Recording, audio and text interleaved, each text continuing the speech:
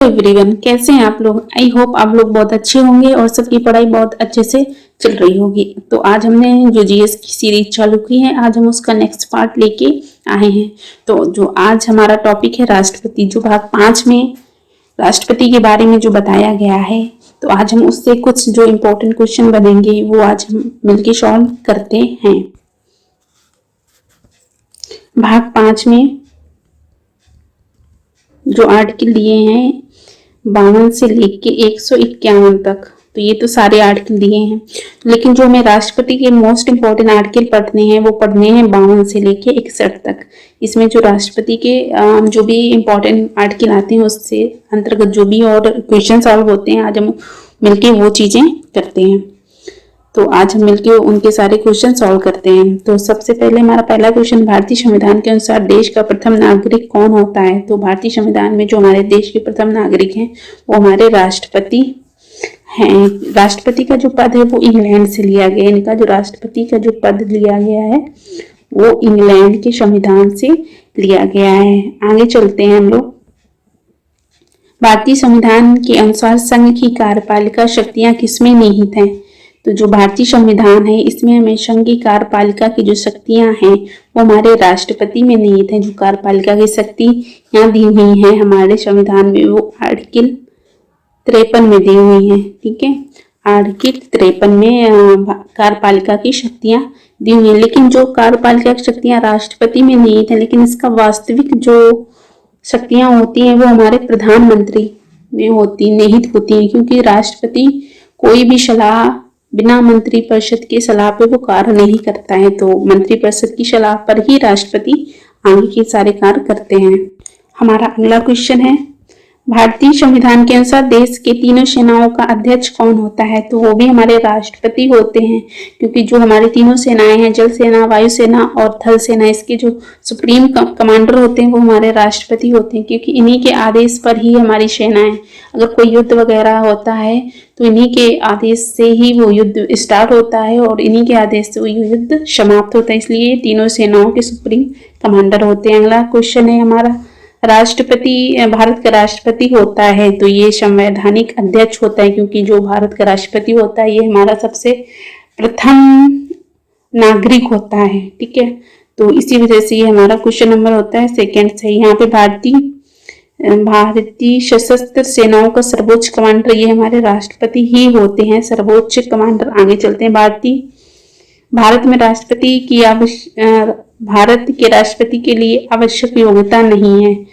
तो इसमें हमारा जो आंसर सही होता है वो आंसर सही होता है डी, वह संसद के किसी सदन का सदस्य हो। ऐसा जरूरी नहीं कि वो संसद के किसी भी सदन का सदस्य हो, वह भारत का नागरिक हो, वह 35 वर्ष से अधिक की आयु का, उसमें लोकसभा के सदस्य के लिए निर्धारित, लेकिन उसके लोकसभा के सदस्य बनने के लिए जो भी योग्यताएं हैं उसके पास होनी चाहिए।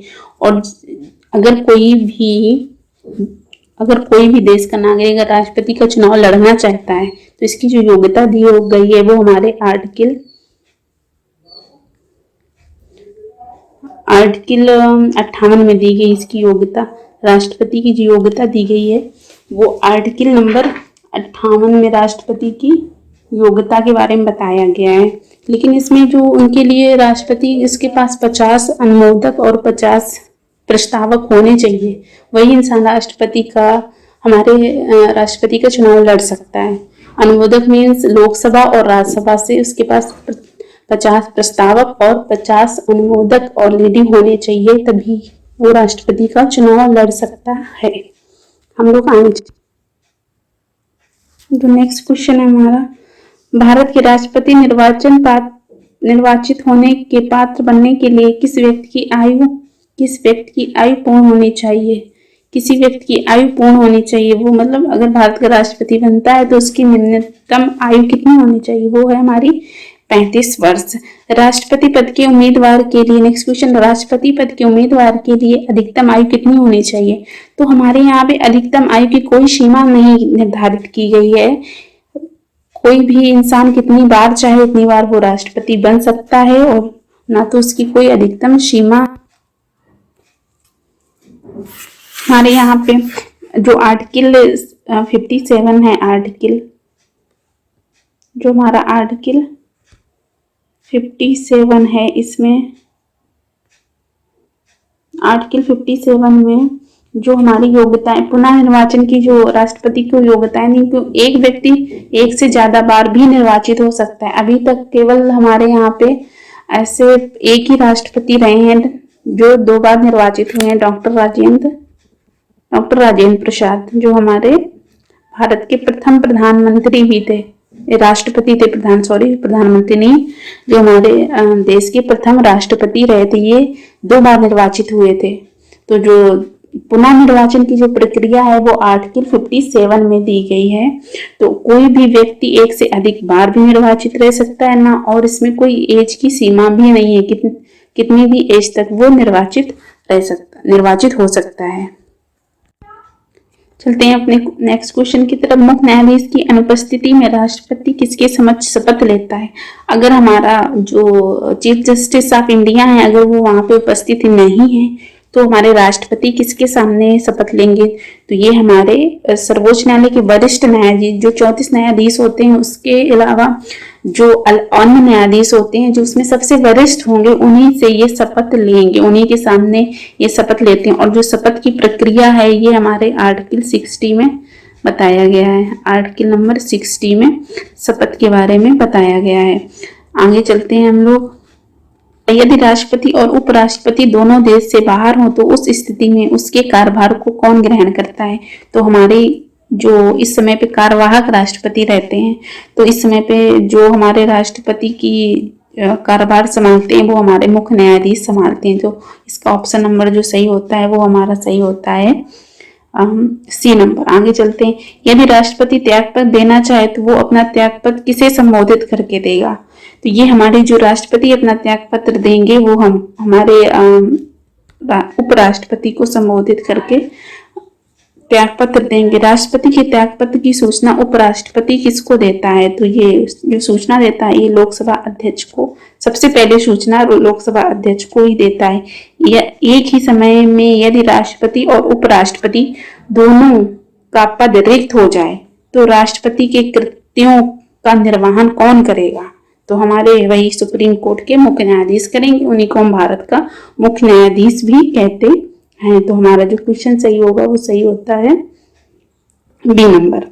आगे चलते हैं। यदि मृत्यु, त्यागपत्र अथवा हटाए जाने की स्थिति में भारत के राष्ट्रपति का पद रिक्त हो जाए, तो उस समय कार्यभार कौन संभालेगा? यही तो अगर यदि मृत्यु, त्यागपत्र तथा अथवा हटाए जाने की स्थिति में भारत के राष्ट्रपति का पद रिक्त हो जाए, तो उस समय हमारे उपराष्ट्रपति संभालेंगे, क्योंकि यहाँ पे उपराष्ट्रपति का ऑप्शन दिया है। भारत के न्यायाधीश भी होते हैं, भारत के न्यायाधीश तब संभालते हैं जब हमारे ना तो राष्ट्रपति हो और ना ही उपराष्ट्रपति हो, तब हमारे भारत के मुख्य न्यायाधीश पद संभालते हैं। लेकिन अगर यहाँ पे उपराष्ट्रपति का ऑप्शन दिया है, तो हमारे उपराष्ट्रपति कार्यवाहक के रूप में पद संभालेंगे, कार्यवाहक राष्ट्रपति।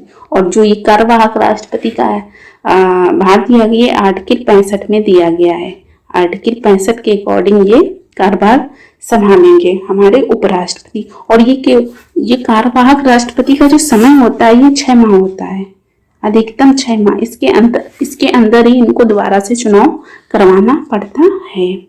हमारा अगला क्वेश्चन है, जब राष्ट्रपति मृत्यु, त्यागपत्र, पदच्युत या अन्य कारणों से अपने कर्तव्य को नहीं निभा सकता है, तो उपराष्ट्रपति कितने समय तक राष्ट्रपति के रूप में कार्य कर सकता है? तो ये 6 माह तक के रूप में कार्य करते हैं। हमारे जो कार्यवाहक राष्ट्रपति हैं, ये 6 माह के रूप में कार्य करते हैं। तो यहाँ पे जो ऑप्शन सही होगा वो हमारा ऑप्शन नंबर सही होगा डी नंबर। ये भी आर्टिकल 65 के अंतर्गत ही कार्य करेंगे, वो भी अधिकतम 6 माह तक।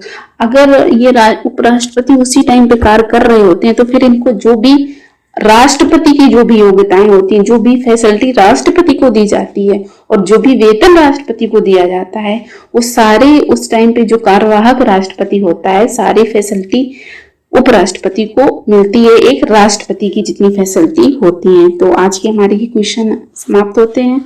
आई होप ये सभी क्वेश्चन आपको अच्छे लगे होंगे।